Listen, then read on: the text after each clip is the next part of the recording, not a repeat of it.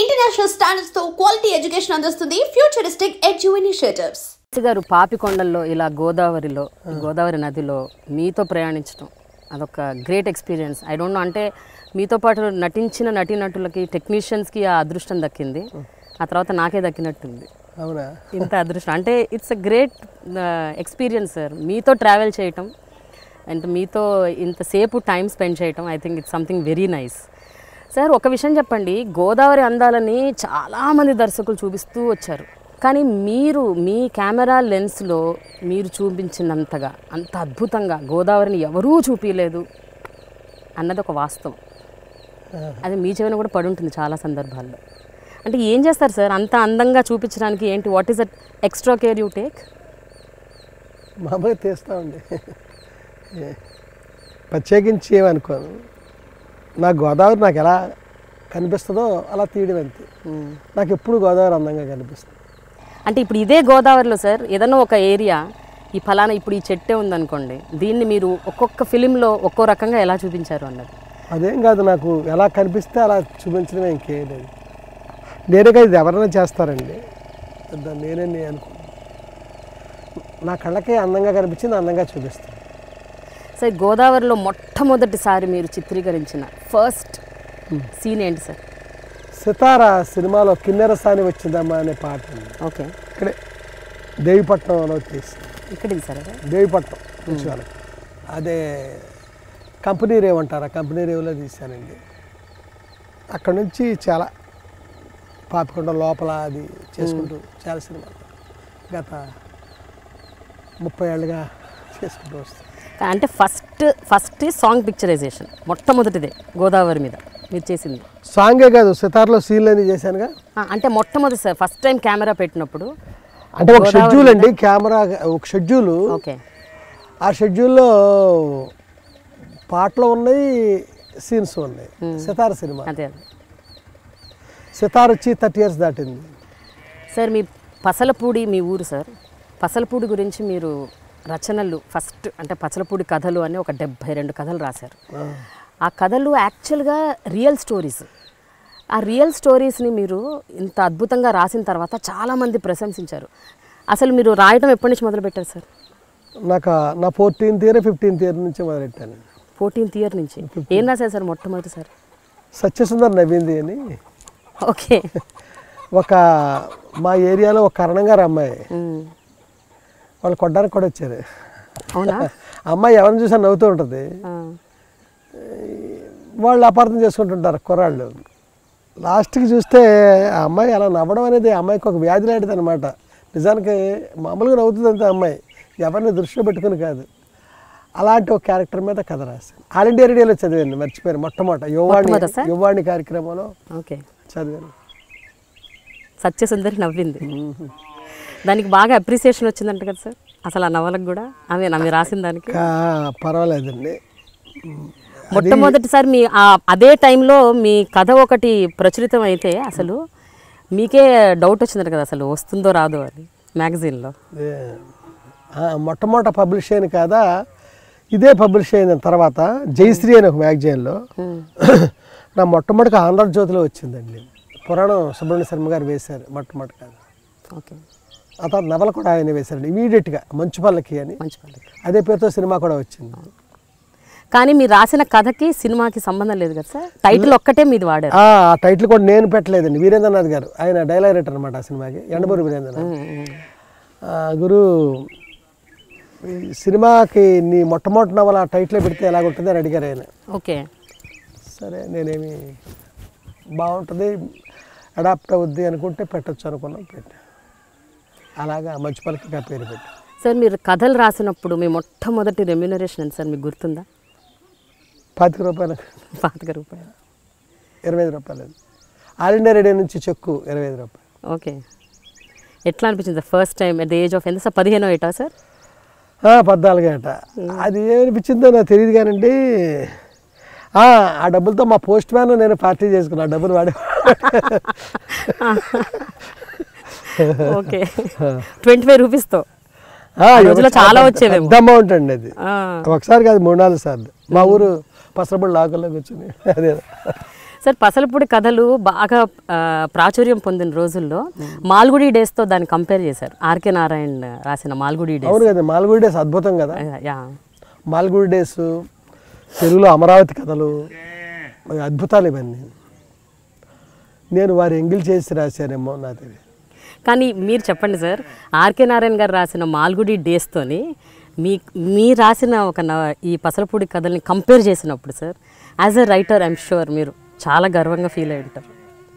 RK Narayana గారి నవల కదా. అయ్యో, వాటితో కంపేర్ చేయకూడదండి. ఎందుకంటే ఆర్కే నారాయణ రాసిన మహాద్భుతమైన కథలు కదండి, మామూలు కథలు కాదు అవి. వాటిని అంత అద్భుతంగా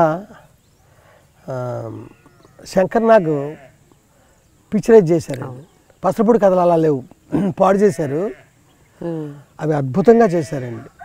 దాంట్లో మొట్టమొదట కథ నాకు తెలిసి మాల్గుడి డేస్, హీరో ఆ కథ పేరు అదే మొట్టమొదటి టెలికాస్ట్ అవుతా దూరదర్శన్లో. నాకు అది వస్తుంది అని తెలిసాక నా బాగా గుర్తు, అది ఎప్పుడు చూద్దామని తాపత్రయం. ఆ వాళ్ళని ఏదో పనిలో ఉన్నానండి. అప్పుడు మా హీరోయిన్కి చెప్పి రికార్డ్ చేయమంటే తను రికార్డ్ చేసింది. తర్వాత నేను చూసాను అనమాట. నేను టెలికాస్ట్ అయినప్పుడు నేను లేను, అదే నేను పనిలేదో ఉన్నాను అక్కడ కెమెరా మనం టీవీకి దూరంగా. నాకు అది ఎంతకాలం దాచుకున్నానో అంటే అంత గొప్పగా ఉందన్నమాట. మాల్గుడి డేస్ తాలూకు హీరో క్యాసెట్ నా దగ్గర. కానీ మీరు పసలపూడి కథల్ని మీరెందుకు సార్ డైరెక్ట్ చేయలేదు? అప్పుడు నాకు వేరే పని ఉందండి. మా టీవీ డైరెక్టర్ రామకృష్ణ గారండి, వారికి నేనంటే విపరీతమైన గౌరవం. ఆయన నన్నే చేయమని అడిగారండి. ఆయన చాలా ఇష్టపడిది కొనిపించారన్నమాట ఈ కథలో. నన్నే చేయమని అడిగారు కానీ అది నాకు కుదరలా. నేను వేరే ఒక ఆయన రికమెండ్ చేశాను, ఆయన సరిగ్గా చేయలేదండి. వాళ్ళు ఆపేశారు మధ్యలో. ఓకే సార్, రచనలు చేయటం అన్నది అసలు మీకు ఎట్లా స్టార్ట్ అయింది సార్? అంటే మీ మస్తిష్కంలో ఒకటి రాయాలి, ఇలాంటి ఫలానా ఒకటి రాయాలి అన్నది ఆ థాట్ అసలు ఆ ఏజ్లో రావటం, how did that happen sir? అదే చదవడం వల్ల అనుకుంటానండి. నేను బాగా చదవడం, లత గారు, ముఖ్యంగా చలం గారు,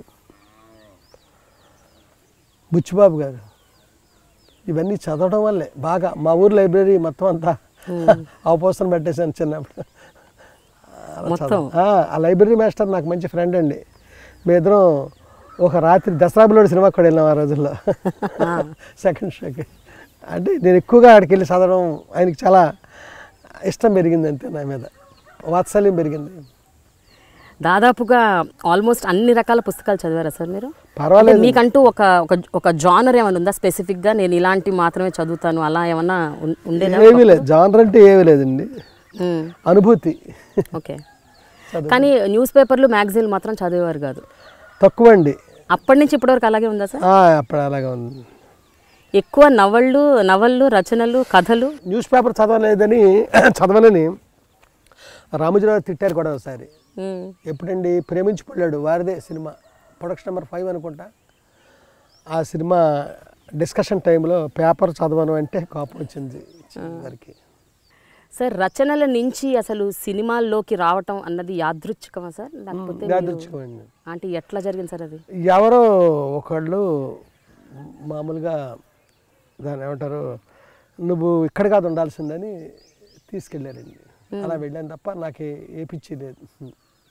బట్ మీ ఊర్లో మీకంటూ ఒక గ్రూప్, అంటే ఇందాక అన్నట్టు ఒక లైబ్రరీ చూసుకునే అతను, ఇంకెవరన్నా వేరే షాప్ అతను, లేకపోతే మీరు చిన్న చిన్న వ్యక్తులని గొప్ప స్నేహితుల్ని చేసుకుంటారని విన్నాను. అంటే అక్కడ లోకల్గా ఉన్న వాళ్ళనే మీరు ఎక్కువగా ప్రేమిస్తారు, స్నేహం చేస్తారు.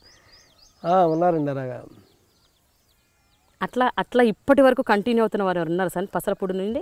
లేదండి, అప్పుడు అక్కడ ఉన్నప్పుడు ఉన్నారు అంతేగాని ఇంకేం కంటిన్యూ కావడం. ఏదైనా ఒక గ్రేట్ ఫ్రెండ్లీ ఎక్స్పీరియన్స్ గుర్తుందా సార్ మీకు?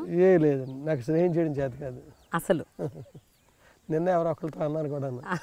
అంటే ఇప్పుడు కాదు సార్, చిన్నప్పటి నుంచి అలాగేనా మీరు? చిన్నప్పటి నుంచి ఓవర్ ద ఏజెస్ వచ్చింది కాదు ఇది? ఎప్పుడు లేదండి, జ్ఞాపకాలు ఉన్నాయి కానీ అప్పటి నుంచి కంటిన్యూ అవుతున్న స్నేహితులు మట్టుకు లేరండి. సార్ పసలపూడి కథలు కూడా బ్యాక్డ్రాప్ అంతా గోదావరి బ్యాక్డ్రాపే కదా సార్? అంటే ప్రతి కథకి ఒక అంటే మా ఊరికి గోదావరి ఏం దగ్గర కాదండి. మా ఊరికి దగ్గరలో గోదావరి అంటే కోటిపల్లి, ఓ 12 కిలోమీటర్లు ఎంతో. ఓకే. నాకు గోదావరి అంటే ఇష్టం వల్ల గోదావరి నాకు దగ్గర అయింది. కానీ మా ఊరికి అంటే మా ఊరిలో గోదావరి కాలం ఉంది, అది వేరే సంగతి. Okay okay. ఈస్టర్న్ డెల్టా కాలువ మా ఊరిలోంచి వెళ్ళద్ది ఒక పాయ, తాపేశ్వరం దగ్గర విడిపోయి. కానీ పసలపూడి కథల్లో ప్రతి కథ మీ విలేజ్లో సంబంధించిన వ్యక్తుల గురించేనా సార్? మొత్తం మీ ఊరికి సంబంధించిన వాళ్ళ గురించి? అలా కాదండి. ఆ గోదావరి ప్రాంతంలో, గోదావరి జిల్లాల్లో ఈస్ట్ అయితే వెస్ట్ అయితే కొన్ని కథల్ని ఒక నేపథ్యంగా ఒక గ్రామం తీసుకుని ఆ క్యారెక్టర్లని ఆ గ్రామంలో తీసుకెళ్ళి రాద్దామనే ప్రయత్నం చేశానండి. ఏదో గ్రామం కావాలి. మాలగుడి అనేది కల్పితం, పసలపూడి అనేది వాస్తవం, నిజం, వాస్తవం. అవి ఆ కథల్ని ఒకే ఒక ఊరు బ్యాక్ డ్రాప్లో నడపాలండి. అది మా ఊరు బ్యాక్ డ్రాప్ పెట్టుకుని ఎందుకు నడపకూడదు అనుకున్నా. ఎందుకంటే ఊరు మొత్తం నాకు బాగా తెలుసు. నిజానికి మా సొంత ఊరు పసలపూడి కాదు, మా నాన్న గ్రాండ్ మదర్ ఊరు పసలపూడి. ఓకే. మాది ఆ పక్కనే ఇంకొక ఊరండి, కుతుకులూరు అని. నాకు అది ఆ ఊరు నాకేం తెలియదు. ఎప్పుడు నా బాల్యం అంతా ఇక్కడే గడిచిందండి. ఎక్కడెక్కడి నుంచో మా ఫాదర్ తిప్పాడు, కోడి పిల్లల్ని తిప్పినట్టు. ఇక్కడ ఈ ఊరిలో సెటిల్ అయ్యామన్నమాట. సో ఈ ఊరు బ్యాక్ డ్రాప్ పెట్టుకొని నేను ఎక్కడెక్కడో అనుకున్న క్యారెక్టర్లు, చూసిన క్యారెక్టర్ని ఈ ఊరిలో అడాప్ట్ చేసుకుని రాయబడ్డ కథలు చాలా ఈ ఊరు వాళ్ళు కూడా ఉన్నారు ఆ కథల్లో. ఓకే. సో పసలపూడి మనసుకు చాలా దగ్గరైన ఊరు. మీరు ఎన్ని ఊరు తిరిగినా అది మాత్రం మీకు బాగా క్లోజ్. అవును. అంటే మీ చిన్ననాటి జ్ఞాపకాలన్నీ అక్కడే ఉన్నాయి. నా చిన్ననాటి పసలపూడి తెలుసు నాకు, ఇప్పుడు పసలపూడి తెలియదు. అసలు వెళ్ళలేదండి మధ్యకాలం? తక్కువ వెళ్ళేది.